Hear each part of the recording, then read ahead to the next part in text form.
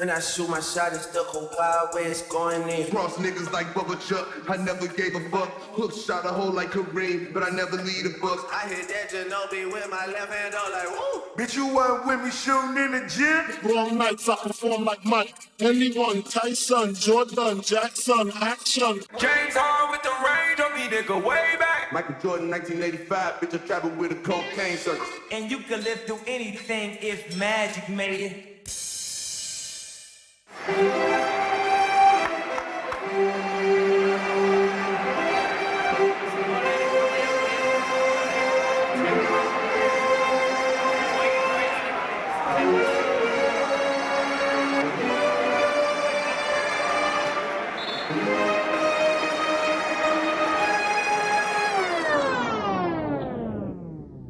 NYC, here we go again.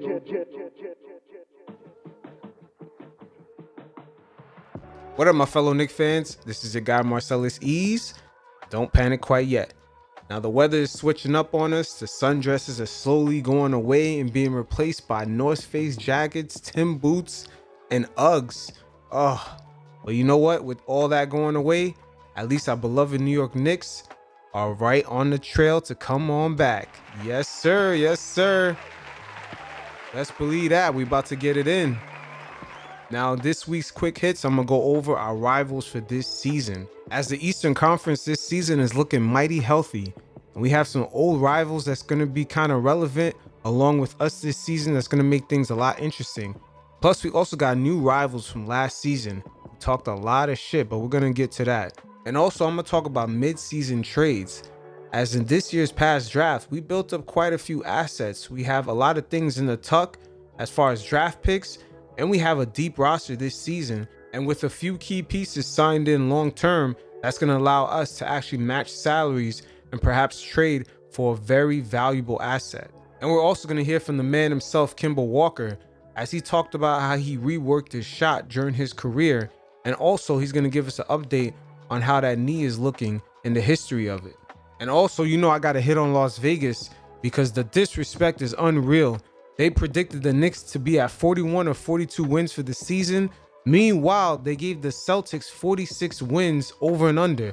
That's unfucking believable because the Celtics just only added Al Horford. And that's got to be a Vegas trap for some of the Celtics fans because my fellow Knicks fans, we already know which way we're betting. And at the end of the year, we're going to be hitting up them casinos like, Tell them to bring me my money. And last but not least, we're going to hear from Carmelo Anthony as he goes down memory lane and talks about what happened in that fight at Madison Square Garden in which he was playing for the Denver Nuggets and they were just basically running up the score on the Knicks, and Nate Robinson, J.R. Smith was getting it in the crowd, and he sucker punched Maurice Collins. So he's going to kind of give us an insight what was going on behind the scenes and what kind of led up to that fight.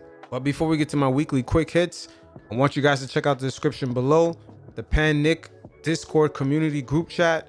Definitely sign up and check it out. And also my weekly gems. You guys can download a bunch of good stuff straight into your phone, from weekly music playlists to cooking recipes, things on fashion, books on business. Everything's on the cloud exclusively for you guys to check it out. Because I know a lot of you fellas out there got a lot of different hobbies and interests. So definitely check it out.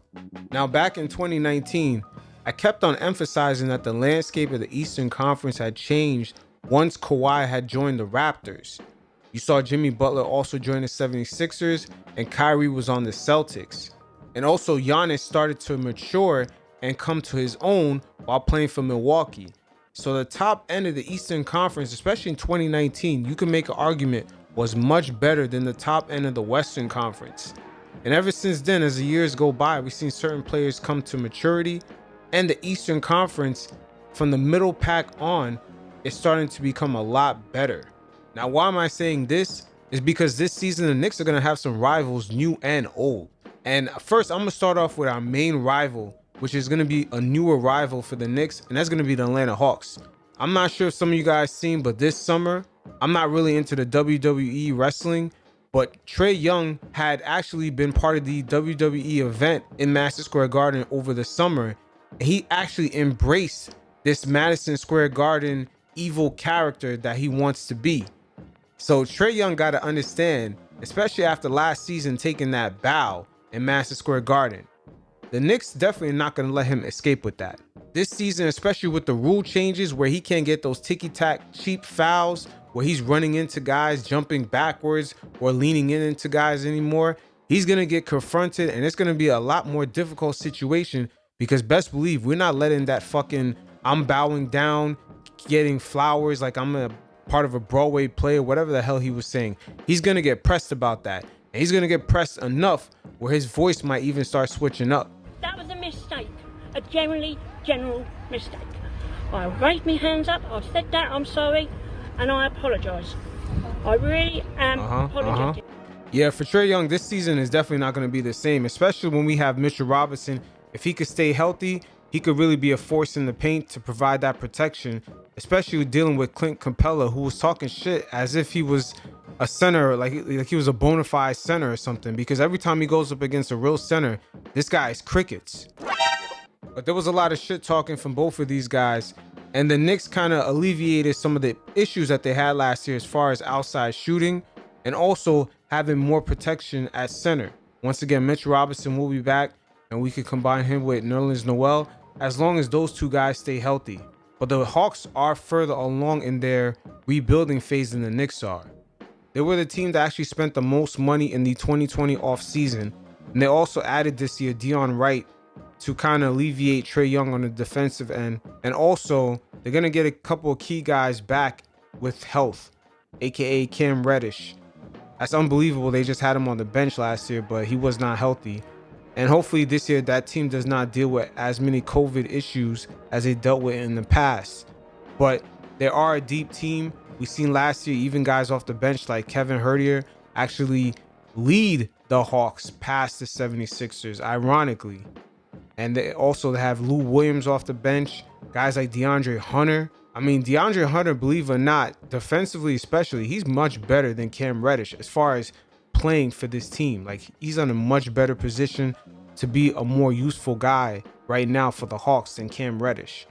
But Danilo Gallinari, his shooting surprisingly was spotty, and the Hawks, I would not be surprised if they try to end up moving him. But they gave John Collins also an extension, which is pretty good. Like I said, this team is very deep.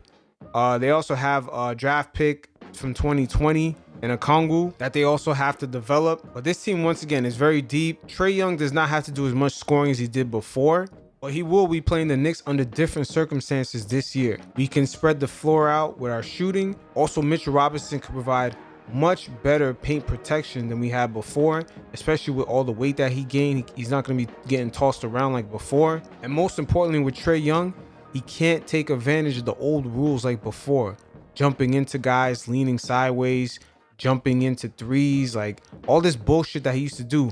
He used to dribble past guys, then he would take a step back into the person and try to draw a foul. All those moves will be illegal. This will be a great fun matchup for the Knicks, and I do have the Hawks rated as our #1 rival for this season. And even the NBA knows it because they got us under a Christmas game against the Hawks. So it is what it is.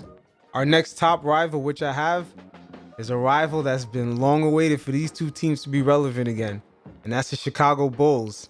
And man, oh man, Chicago's versus Knicks this season is going to be nice and sweet. Best believe that. And I see Chicago, man, Chi-Town is hyped. They're looking at DeRozan. They're looking at Levine. They're looking at what they used to average, and they're going crazy. They're like, oh, we could beat the Knicks for sure because of, you know, the numbers. Them numbers. But wait, hold on, Chi-Town. Not so fast. Y'all better hold on to your Yeezy hoodies and jackets and army fatigues or whatever y'all got over there, because there's a couple of things we got to look at here. First of all, Chicago, man, who's playing defense for y'all?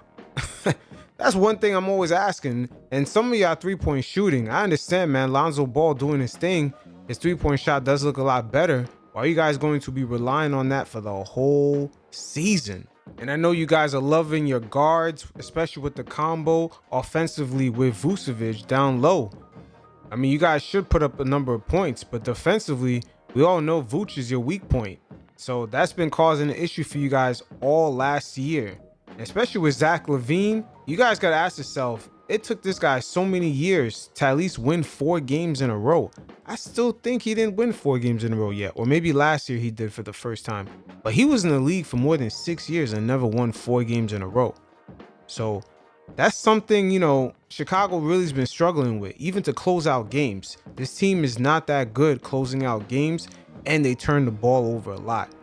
So I'm not sure if DeRozan could even help you out with that as much, maybe in the mid-range, but still defensively, what is he really going to do for you guys?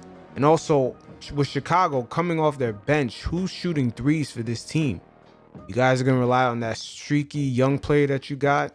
What's his name? Kobe White. So Chicago, man, should be very entertaining to watch, but they may end up the same way like they were last year, in which they just kept giving up points non-stop. And shooters to space out the floor may be an issue for this team, especially from three-point range. They got Caruso, Lonzo Ball, DeMar DeRozan, and Zach LaVine. Again, this will be an entertaining squad. And, a lot of points will be scored, and a lot of points will be scored on this team. Best believe that. But the way Chi-Town, man, is just dismissing the Knicks like we're not even close to being on their level, or we're not even on their level. That shit is laughable, man. Because this team has a lot of holes in it. Offensively, defensively, you guys turn the ball over a lot. I mean, it is what it is, but you guys definitely made a splash in free agency by just signing some names. But at the end of the day, at least the Knicks and the Bulls are relevant at the same time. And it's good to see that these teams will square off in a winter night and it'll actually mean something again. I guess we're almost on the path of East Coast basketball fully making its return. And I can't be mad at that. Next up is an old-time rival. We're going to have to claw and fight and do all the sneaky shit to try to pull off a win against this team. And that's the Miami Heat. And what does good old Pat Riley got cooking down in Miami?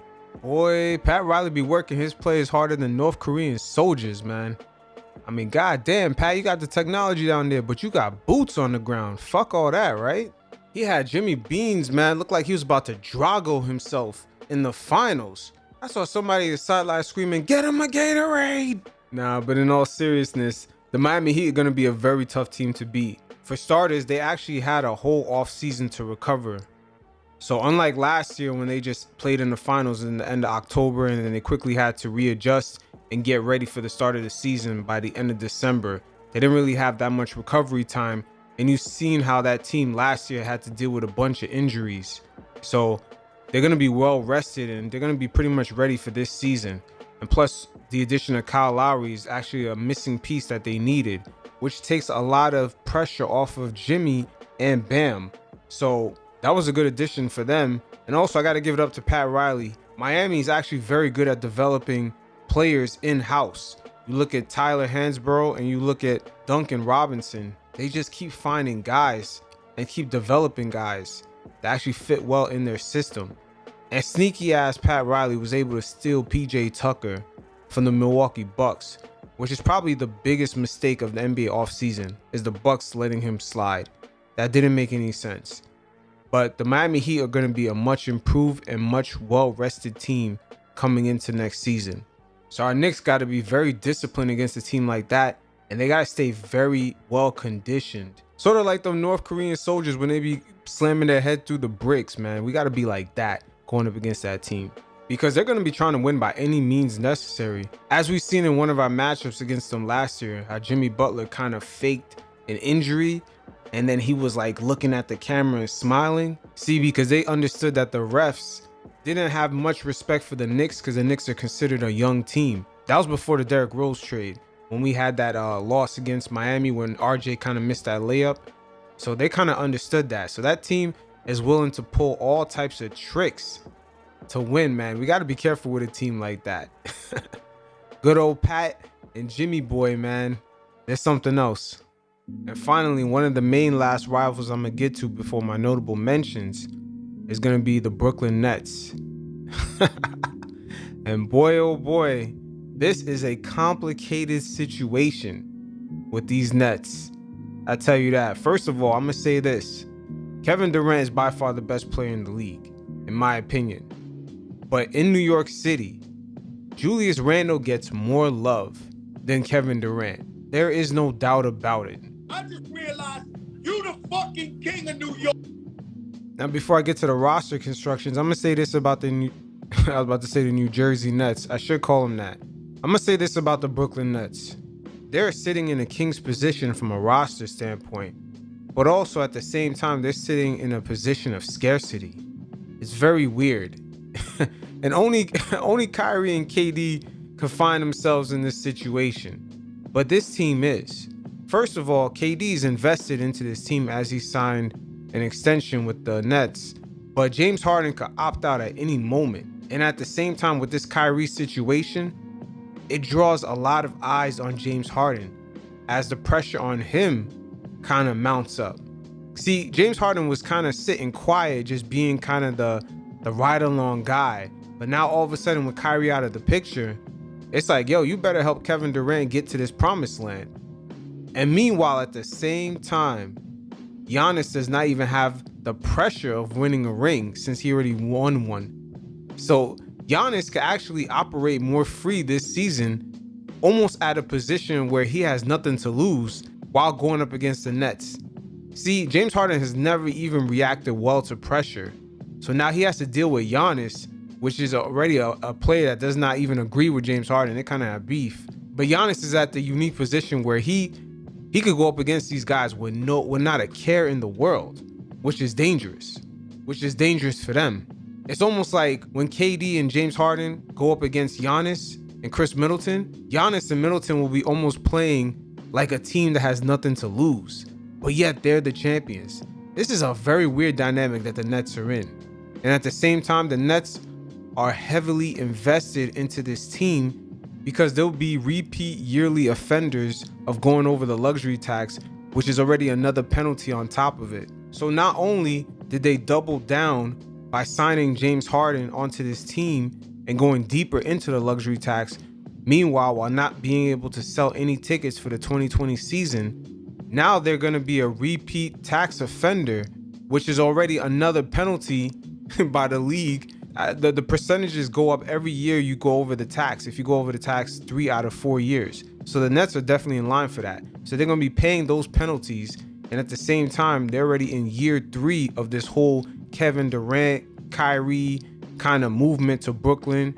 And yet they see nothing pay out. There's no dividend payments. There's no championship appearances. There's nothing. So this shit has to start paying back and working because they're spending too much money on this, especially going through a pandemic.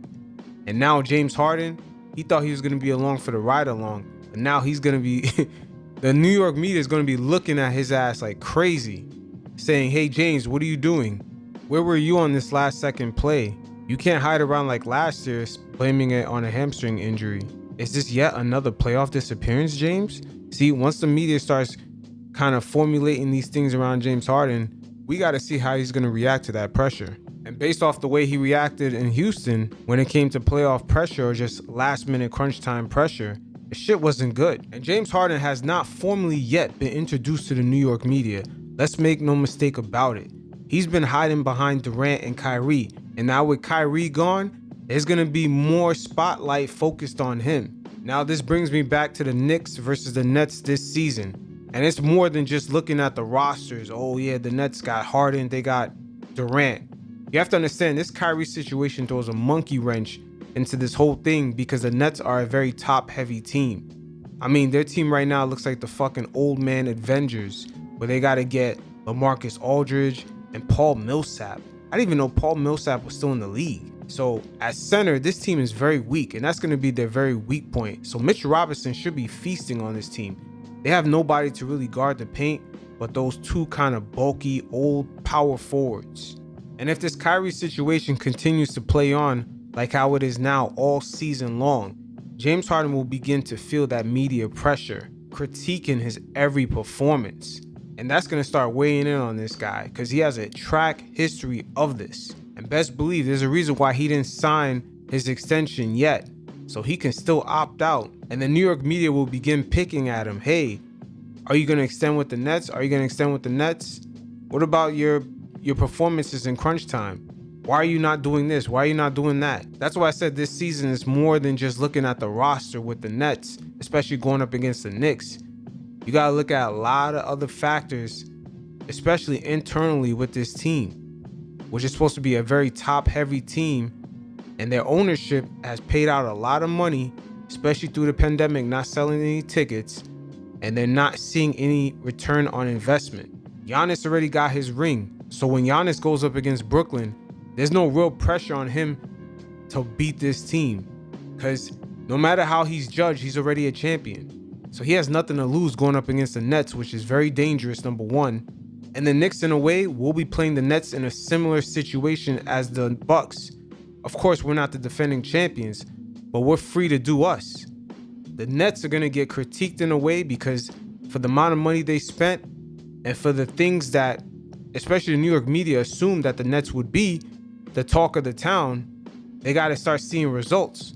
And once again, with the Brooklyn Nets, I believe their weak point, especially if things don't go right, will be James Harden, and it will be attacking the middle of that paint with LaMarcus Aldridge and Paul Millsap. Like, this team is looking like the Avengers. Patty Mills. You see, these signings weren't bad until Kyrie, that situation with him came about.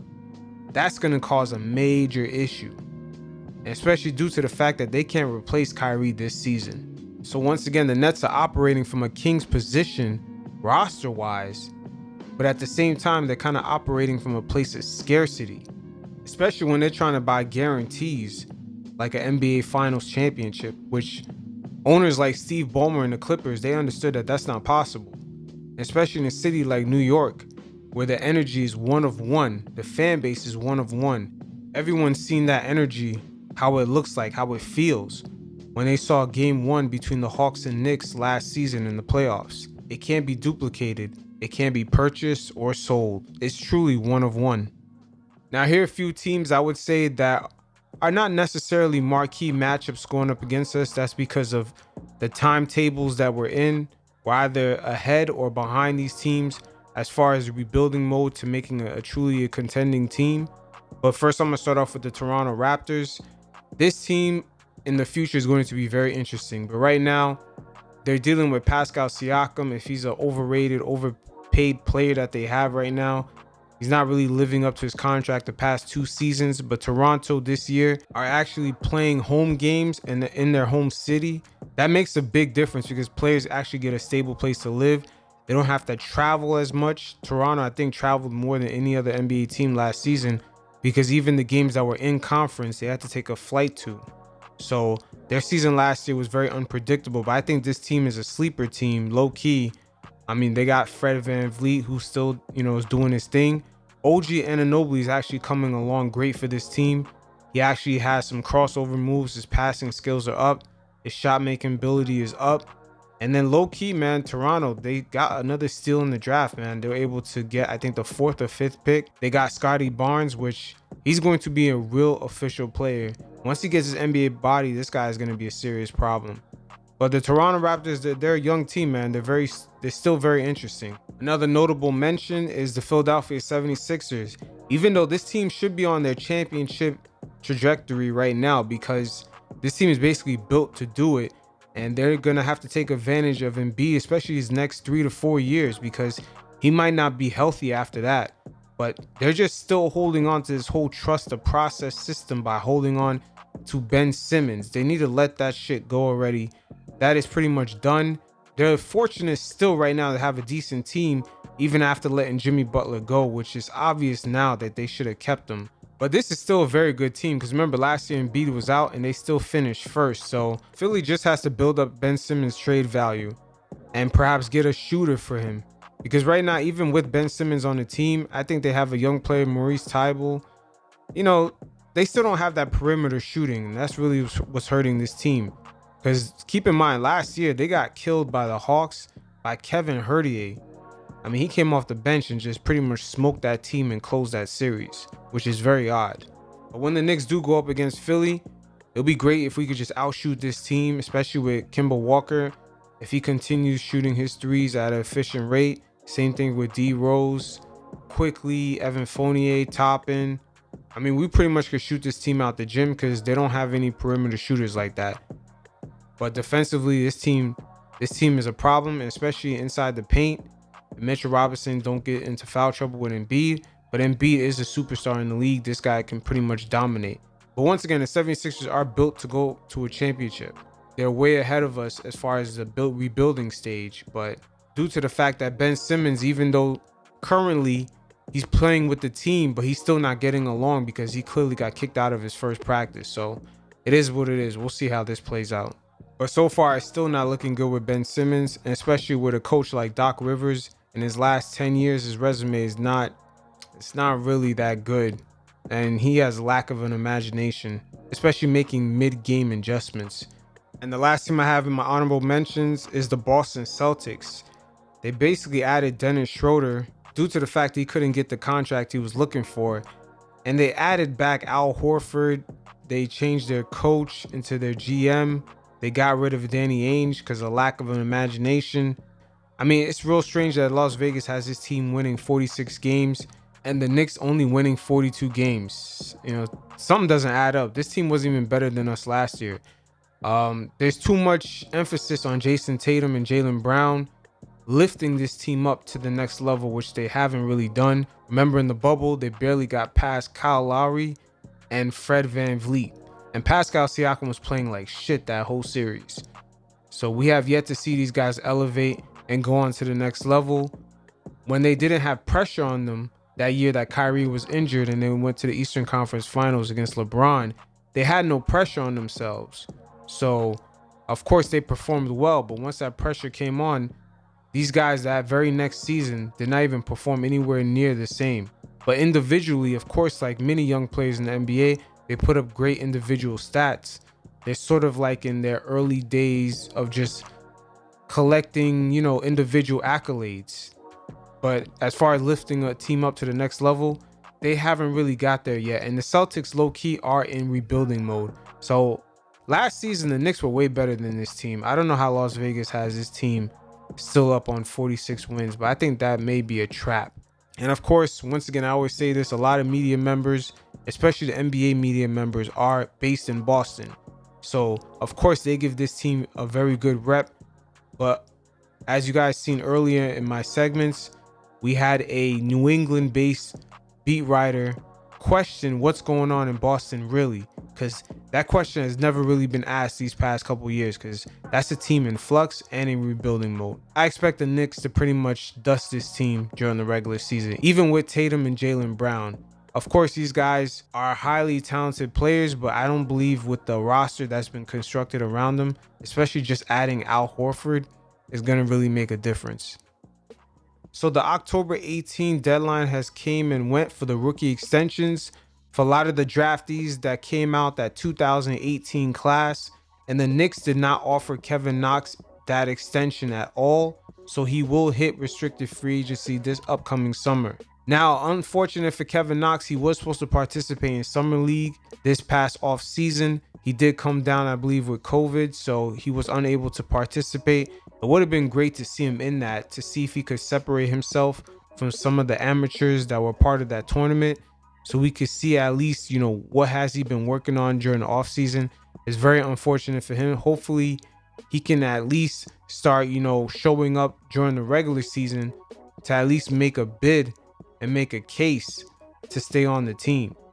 Now, moving on with these rookie extensions, I do want to touch base on a player that's not necessarily on the Knicks, but it could be a pathway for him to get on the team, and that's Colin Sexton. Both he and the Cavaliers failed to reach an agreement on the amount on the extension that he was supposed to sign, so they're pretty much at a stalemate right now. It's unfortunate because I don't think they're gonna ever reach to an agreement, because right now the Cavs, they gave away a lot of money.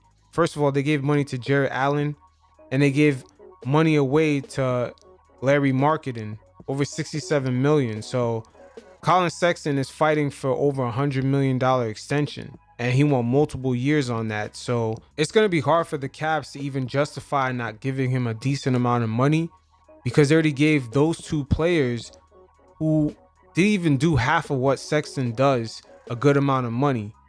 So Sexton's like, wow, if they made all that money, I'm worth maybe even twice as much. So it's going to be hard for the Cavs to justify, like, oh, no, you don't deserve that amount of money, because they already gave the money away to guys that achieve half the stats that Colin Sexton put up. But where there's a will, there's a way, because I'm seeing an opportunity for the Knicks to possibly step in here at some point next off season, especially due to the fact that a lot of the prize free agents is pretty much gone. There's going to be a lot of like B minus, B level guys that are going to, make A plus money because of the scarcity in free agency next off season and going forward. It looks like the trend right now is going to be very hard for a lot of these guys to hit free agency due to the fact of the money is just so large. Either guys are doing sign-in trades or they're not really hitting free agency like that. So if that Kemba Walker situation begins to go left, maybe the Knicks could explore their possibilities of entertaining Sexton at a decent price, because he is the type of point guard the Knicks are kind of looking for. A guy that's going to score, break down the defense, kind of create his own shot. He just kind of has to get his assist up, and maybe Tibbs can work on him with his defense. But he is that type of point guard that the Knicks have long been looking for. And like I said before, due to the scarcity of just available free agents the next couple of seasons, Sexton might not be that bad to entertain. Now, Kemba Walker did a sit-down interview in which he discussed his knee issues and also him reworking his shot to be the three-point threat that we see today. Now, it's very important that we hear from the horse's mouth directly, because the Knicks fans were still trying to figure out what exactly are we going to get from Kemba Walker today. Now, let's not forget we're only 2 years removed from him being a prize considered max free agent that teams are going after. That shit seems like it was a decade ago, but we're only 2 years removed once again. Now, you guys check out this segment, and every once in a while, I'll check in. Last couple of years, you've been dogged by knee problems, and I was thinking about it a few days ago. I was like, and I remember thinking about this in the bubble too, and thinking, usually there's like a big event that happens when knee problems start. Like somebody falls into a player, they tear their meniscus, there's a surgery, and I'm like, I can't. Like, when did Kemba's knee start hurting? Like, what happened? What is the source of all this? So what is this? When did this start? Like, what actually has happened to your knee? How is it now? What was the starting point? It's just over the years, like I've had a couple knee surgeries back in the day, in Charlotte. I think I want to say I had my first one in about 2015. Then I played a lot of games. Like in Charlotte, like I've played. At one point, I think I've played the most games like straight. At one point, and a heavy load on some of those Charlotte teams. Yeah, and that's all it is, man. It's just I play so much basketball. I've had to do a lot throughout my career. It's a heavy load, definitely, for sure. But keep this in mind: there's been very little playoff appearances in between that. I mean, you think of guys that do heavy loads, at least they're going to the conference finals. They're going deep in the playoffs. They may be losing in the finals, etc. But Kemba Walker's had heavy lows just in the regular season, and it's taking a toll on his knees. And I wouldn't change anything for the world. I had so much fun, doing what I did in Charlotte. That's really all it is. I just played a lot. I played a lot. It's a lot of years of me playing 82 games, not missing any games. And I really took pride in that. I really took pride in playing every single night, and that's what I did, So, and then, I had a rough patch in Boston. I think I got sick one time. I think I had the flu one time. Not the first year, my first year in Boston, I got the flu. And then after that, it wasn't Corona at the time. It wasn't Corona at the time because I don't think it was kind of a big deal yet. But I got the flu, and then from that point on, I don't know, like my knee just started to bother me, and just had a few episodes, and then we stopped the season. That was tough, right? That was tough for a lot of guys. Oh, that was tough. It was definitely tough, but Boston, for some reason, they've been mismanaging injuries for a while now. You look at the Isaiah Thomas situation, and then once again it happened with Kemba Walker. There's something going on over there. Super tough. That got me a little bit, stopping, and then we had to go right into the bubble, which was tough. Then we had just a few months off after the bubble. Then we had to go into another season, which was tough. So the last couple of years just been rough. Not on me specifically, but just on everyone, So, and it happens. Guys go through injuries all the time. I'm not the first, and I won't be the last. So, I'm just trying to deal with it as best as I can. How is it now? And what's a reasonable expectation for games this year? Do you want to play every game this year? Do you feel like you could? I would love to. Right now, yes. My knee feels really, really good. I've literally done everything I can to make myself feel as good as possible. So far, Kemba Walker's played 3 out of 4 of the preseason games that we had. Now, if you look at the one preseason game that he missed, we only had 2 days off in between the games, and that's the one that he clearly missed. So I don't know if the Knicks are trying to ease him in or if that right knee is still not quite ready yet. But once again, we're still trying to figure out what exactly can Kemba Walker do for us today, and what are we getting? And these guys, the trans over here are doing their best job to make me feel as good as possible. So yeah, I've been in every single practice. I played in 2 preseason games. I got some rest last night, obviously. But I'm ready to go. I feel good. I'm ready to get this thing started. Now, one key concern of mine was when Kemba Walker got traded to OKC and how they dealt with him. It kind of said a lot, because keep in mind, OKC is a franchise. They're very wary of how they spend their money. They don't waste any money, and they don't like to spend too much. Now, remember when CP3 was in OKC, they did not want to give him a buyout. And Kemba Walker, when he got traded to OKC, he had a number of years left on his deal, and yet they gave him a buyout. And he's going to sort of explain of what was going on behind the scenes when he got there. It seems like they were examining him and just checking out that knee and seeing how it was like. I was a member of the Thunder. I was, because I actually went down there. I was in Oklahoma City. I went to the facilities, met a lot of the staff members, and they were unbelievable in the time that I was with them. Like, literally unbelievable. They took such great care of me. Now, players say that about Oklahoma City. What does that actually mean? Like, when you say they take good care of me, like, you get there, you're new, you're a veteran, you clearly don't fit the timetable, right? So, like, what does that mean? You pick you up at the airport, they help you find a house? Like, what does that actually mean? So for me, in my instance, is my knee, So, I go, as soon as I get traded to them, first of all, I get a call, and, it's Sam. He's great. Like, he's super honest. Doesn't sugarcoat anything, which is what I love. I don't want anything to be sugarcoated. I want to hear the truth, and I want to hear how you really feel. And he was 100% with me, from day one. And the training staff, when I got there, took great care of me. Like, they set me up with doctors. They gave me just basically whatever I needed to get my knee on track for the time being, Now, it's funny because to me, they're just trying to figure out what's the situation with that knee. Because the Celtics seem like they kind of rushed Kemba back to the playoffs, especially in that bubble. Once again, the Celtics, they kind of now have a history of mismanaging players' injuries.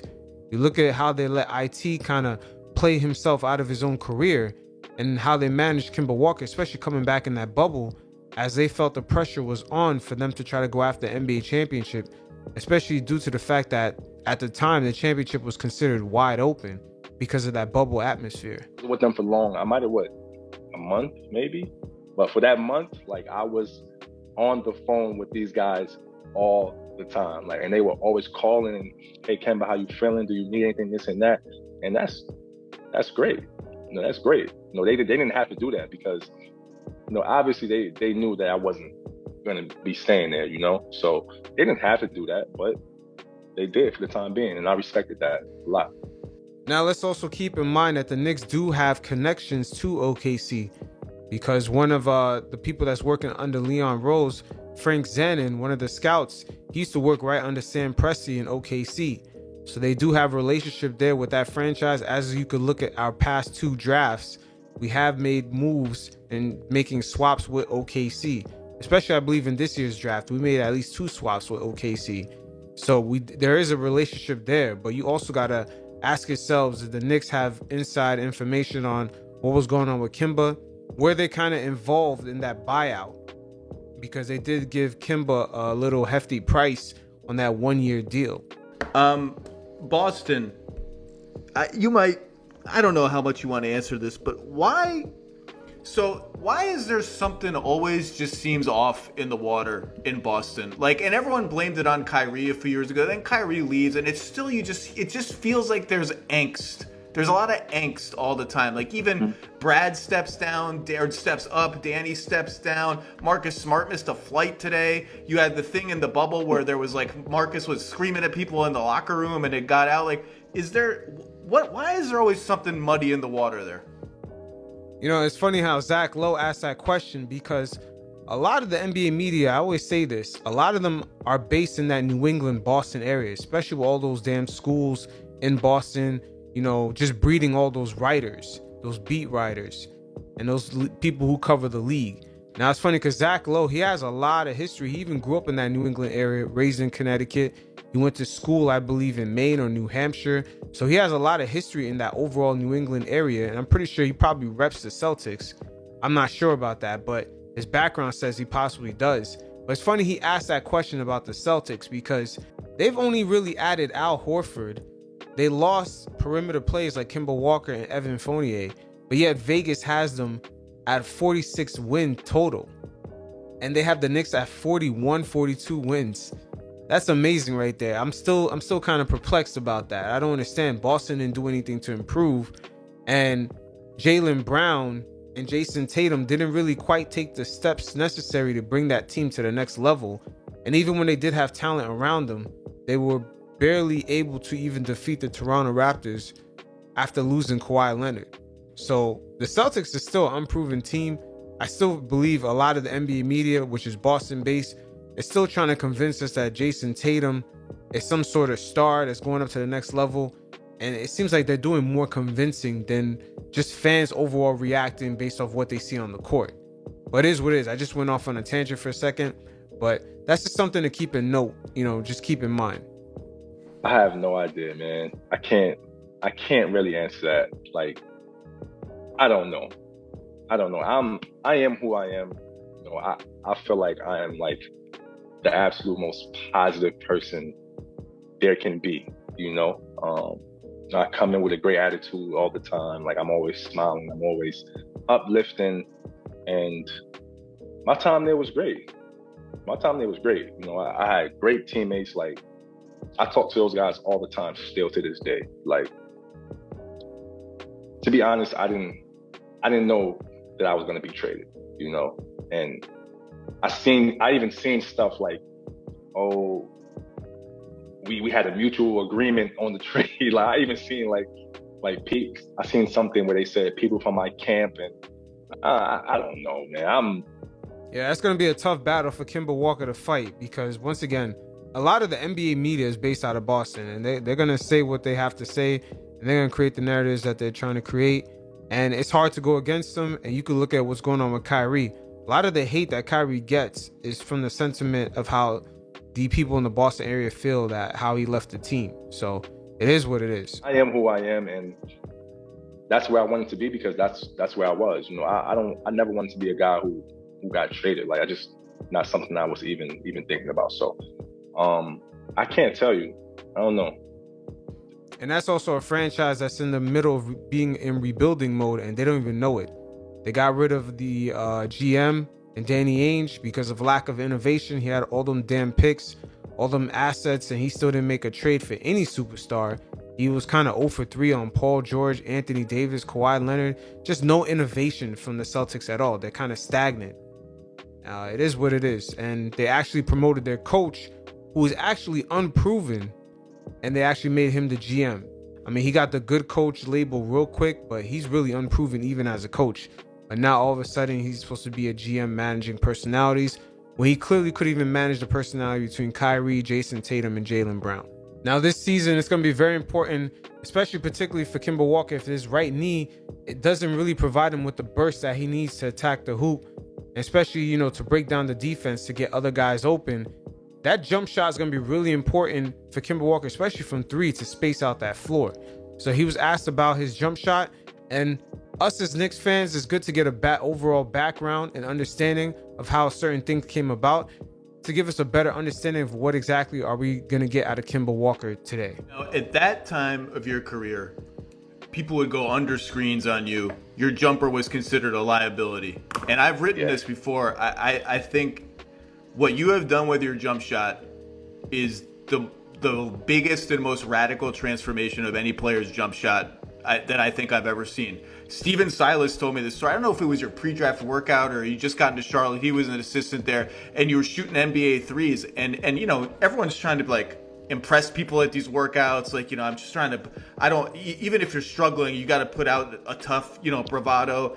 And you were struggling, and you went to Steven Silas and were like, "Yo, this line is far." Do you remember? Is that real? That's true.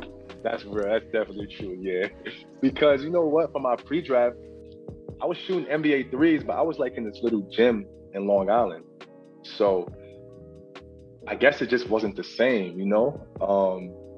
So when I got there, I'm just like, damn, like this line is so far. Like, but yeah, I mean, I'm a competitive guy, like, and I love to be in the gym. So I knew one day that the jump shot would come. You know, I love to be in the gym. I've always been a gym rat. So yeah, and I like to have fun, you know, and they gave me that vibe, you know, as soon as especially Coach Silas, like me and him connected right off the bat. So yeah, I definitely went up to him like, man, like this thing is far. Like I had no idea it was this far.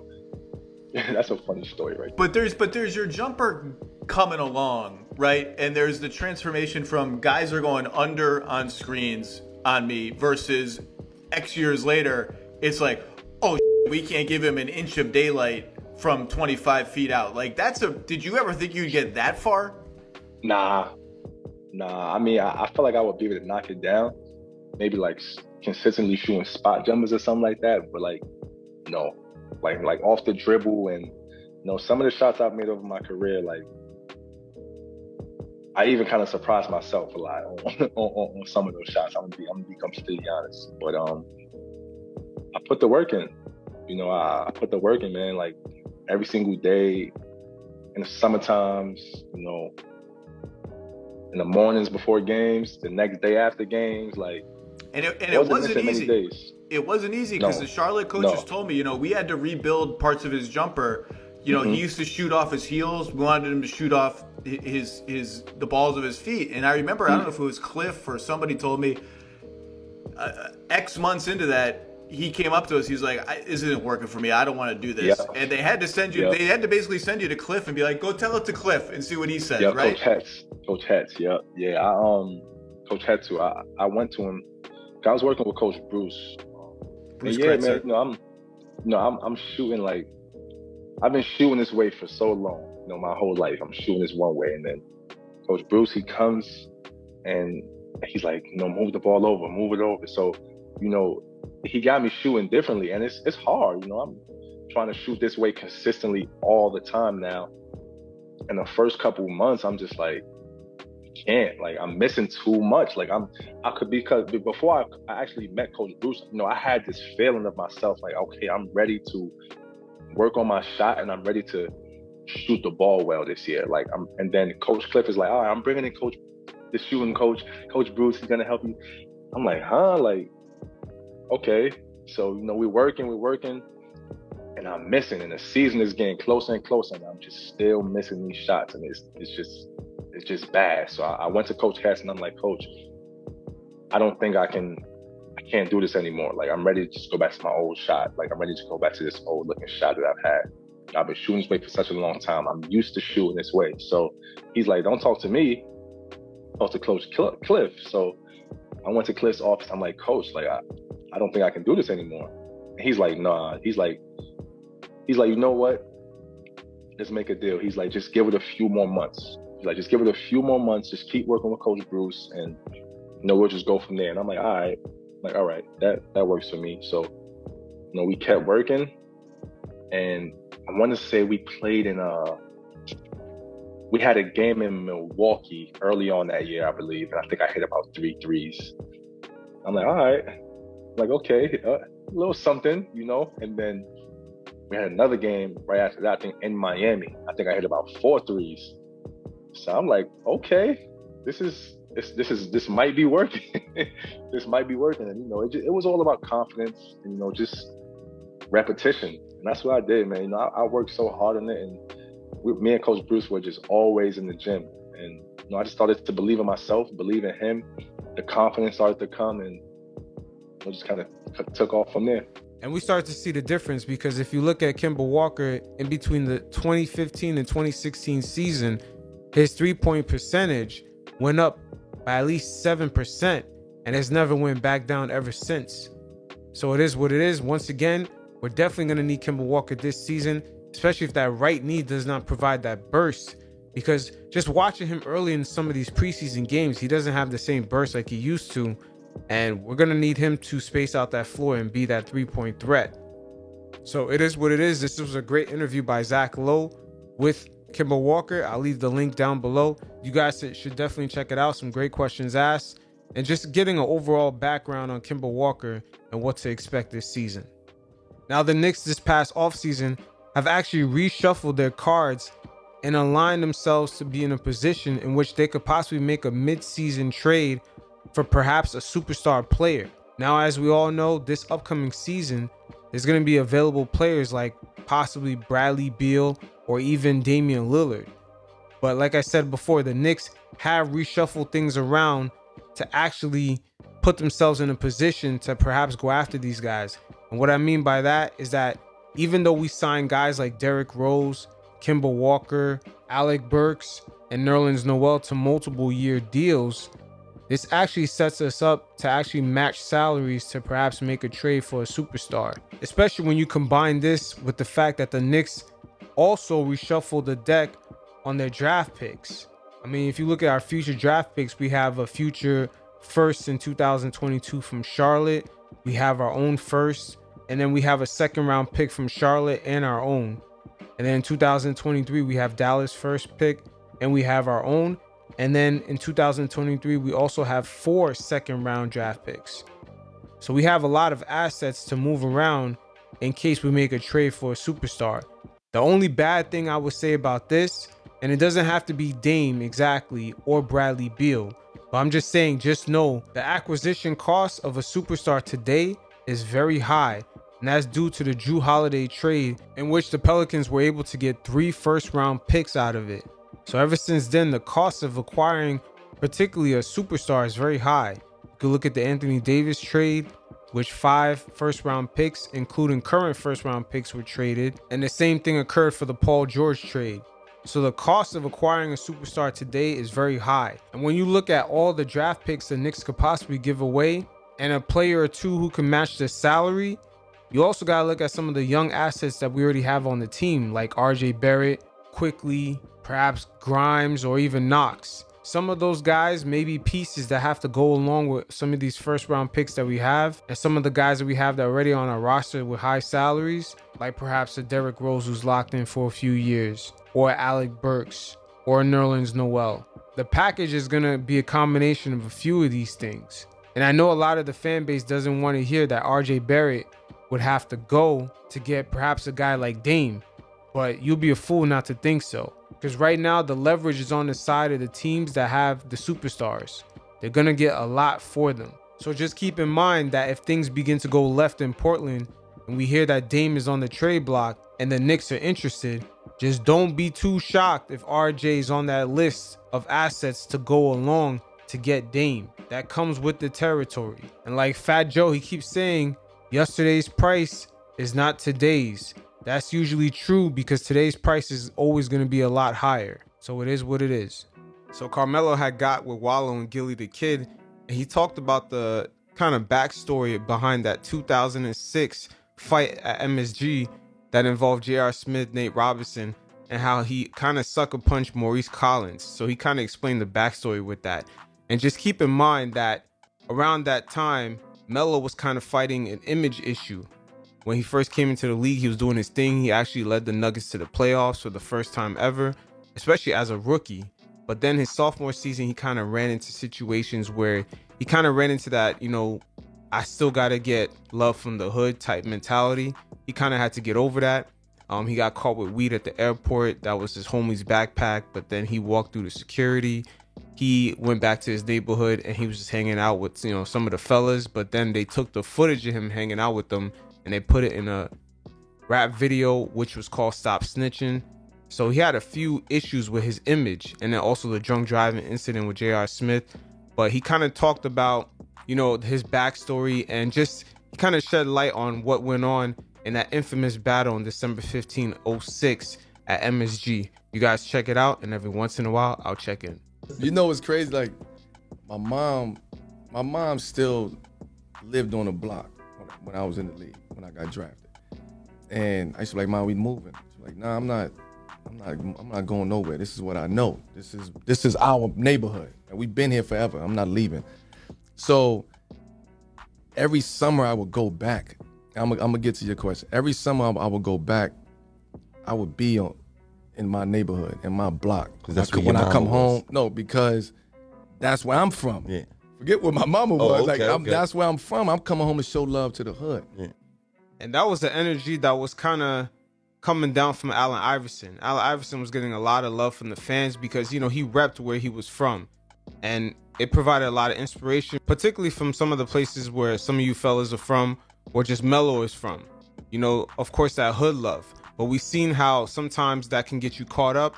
And sometimes, even though it's genuine, it can get you caught into situations that could end up risking your life, as we've seen it play out for Nipsey Hussle. But just Melo getting into the backdrop before we get into this MSG story, he's kind of explaining to you his sophomore year into the league, in which there was a few things, once again, he had to let go. Because keep in mind that in 2004, the league had the Malice in the Palace incident, and then David Stern at the same time was trying to work the league into getting a large TV contract. The NBA in 2002, right before Melo came to the league, they signed a 6-year, $400 million deal with Turner Sports and ESPN. And then in 2007, they were trying to renew that same contract, but for $930 million per year. So that was going to be a major bump. But the year before that, once again, Melo had that incident at MSG. He had all those kinks that he had in his sophomore year, which, quiet as kept, his wife, Lala Anthony, had helped him clean up his image. That was particularly important for him to get married to her, and she clearly helped him out a lot. And then also, once again, in 2004, the Malice in the Palace. So all these things were kind of going against the league, and that's why David Stern in 2005 implemented that dress code. He was trying to clean up the NBA's image. That way, with the corporations, they can guarantee the NBA that large TV contract that they got in 07. And of course, as we see how it played out in 2016, the NBA got $2.7 billion per year. So once again, if you look back at it, in 2002, they got a 6-year deal for $400 million. Then in 2007, $930 million per year.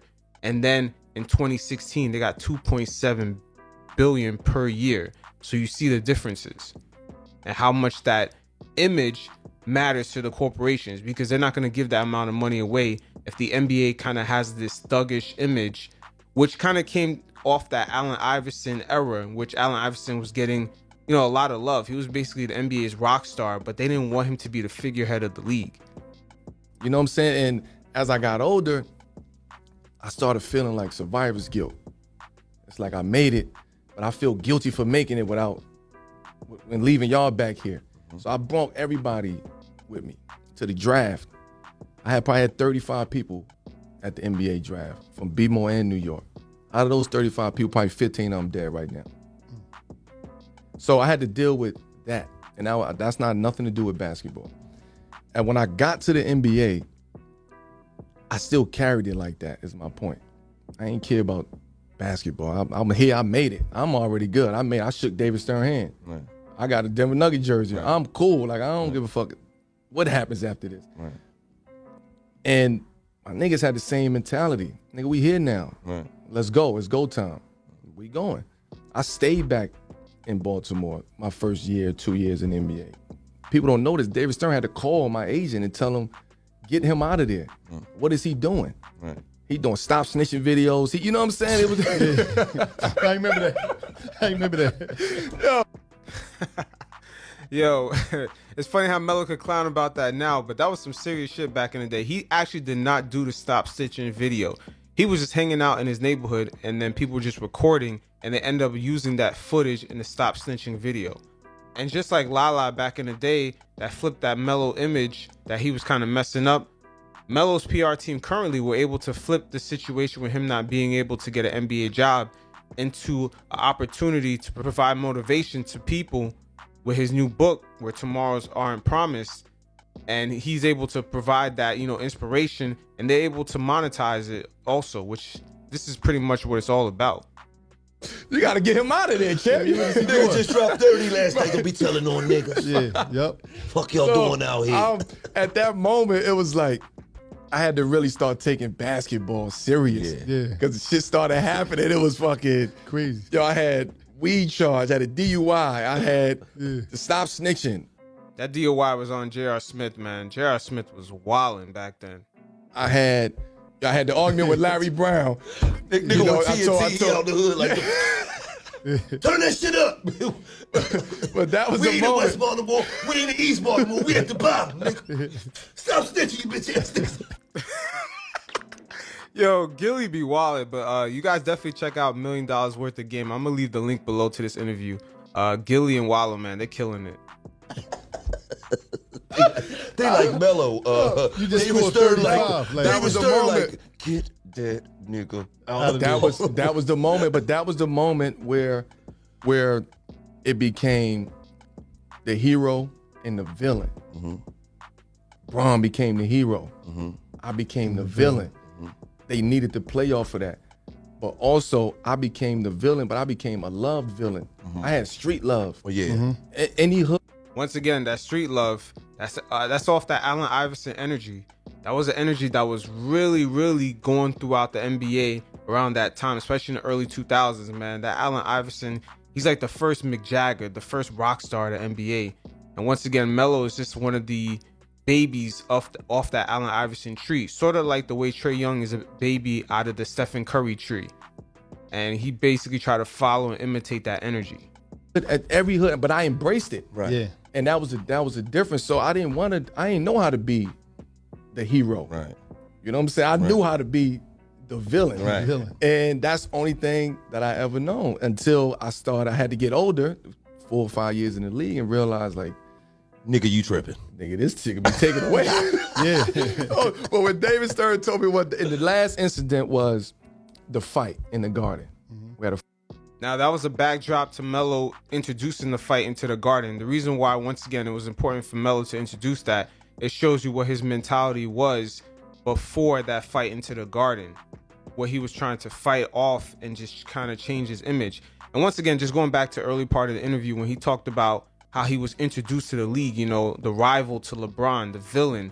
That is very important thing low-key in the NBA right now, is how guys are introduced. Like Kevin Durant. Kevin Durant was not introduced to being the rival of LeBron, even though he's more of a rival to LeBron than Melo ever was. But here's one thing that's very important. These NBA players coming into the league, the introduction of these players to the audience is very important, because we see Kevin Durant right now struggling to even be acknowledged as a top-ranked player in the NBA right now, especially being a rival to LeBron.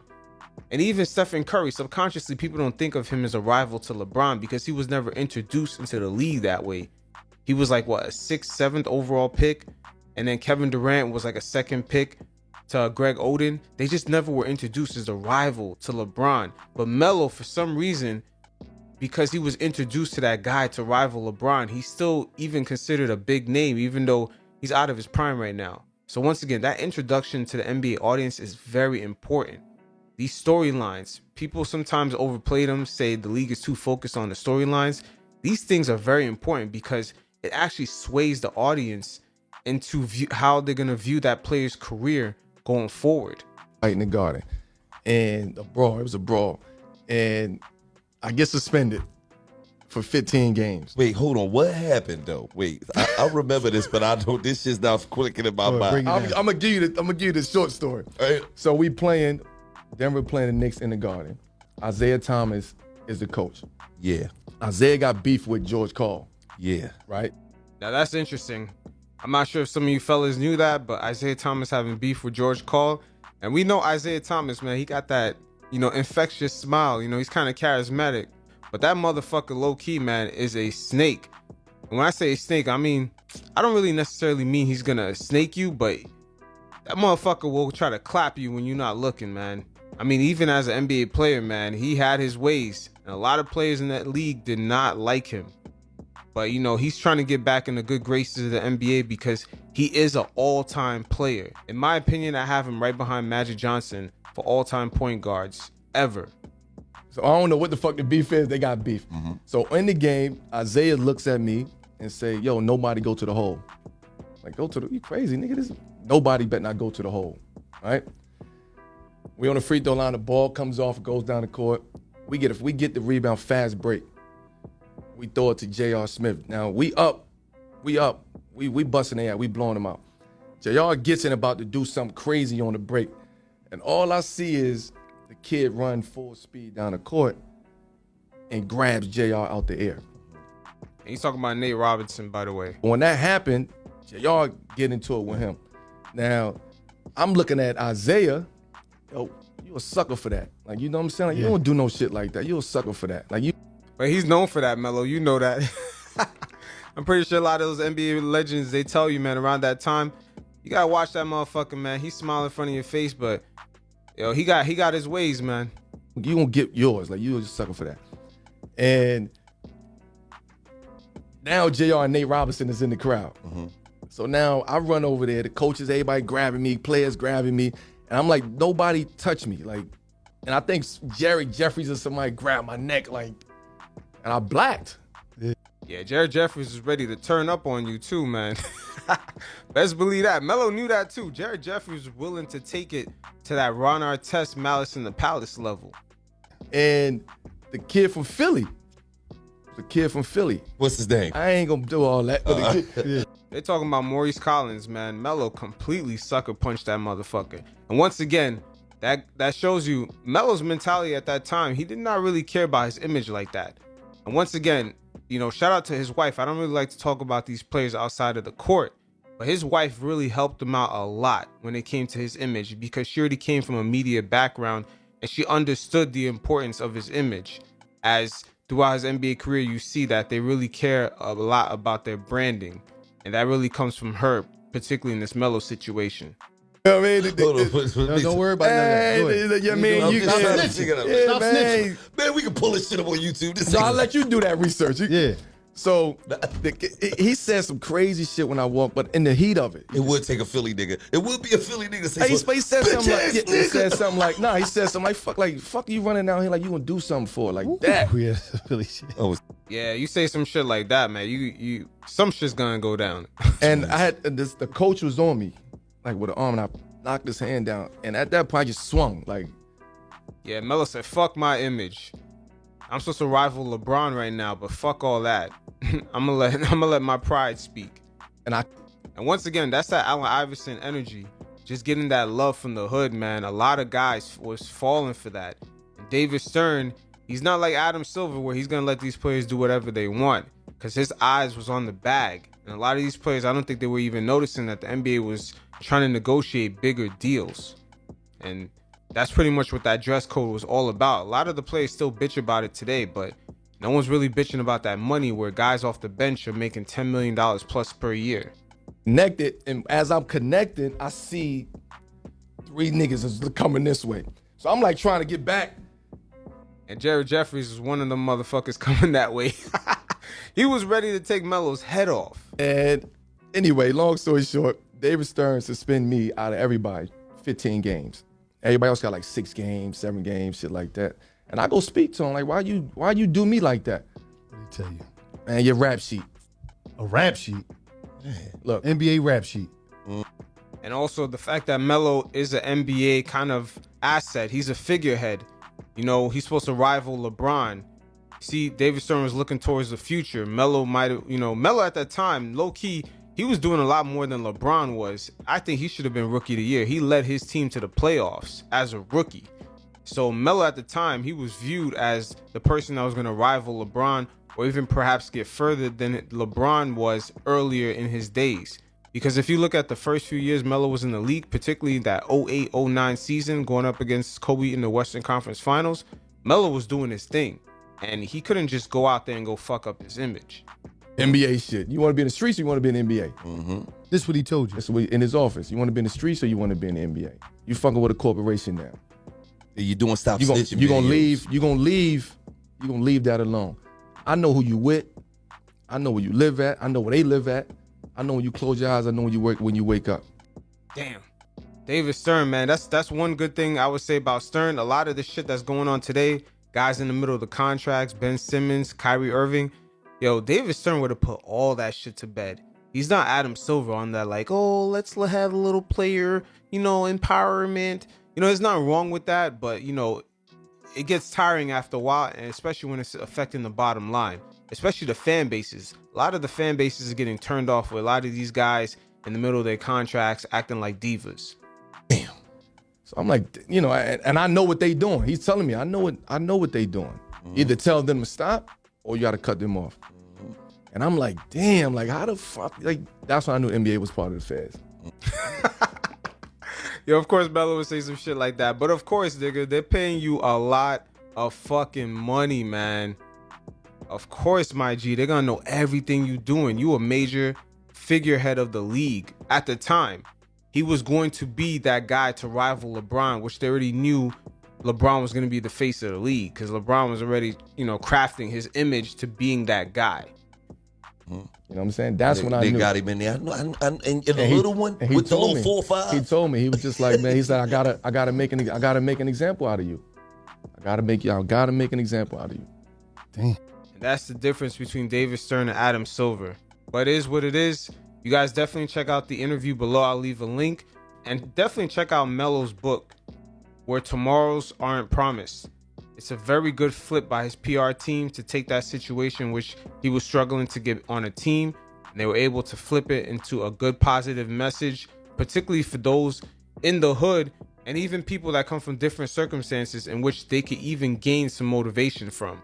So overall, it's a good positive message, and they could also make some money out of it at the same time. So definitely it's a beautiful thing, and definitely check it out. You guys don't forget to check out the PanKnick playlist page. There's other videos up there you guys could check out. And also don't forget to hit up the Discord community chat. There's a lot of different things going on in there. And you could also send your gamer tag through the Discord chat, in which we could talk one-on-one personally about anything: basketball, fashion, business, art. We could feature it on the channel. So definitely check it out. And it will be featured on Chopping the Sticks. So that's definitely for the community. All you guys could participate on the channel. We could chop it up over 2K, FIFA, whatever game you have. We could definitely make it work. But until next time, you guys stay safe. Peace.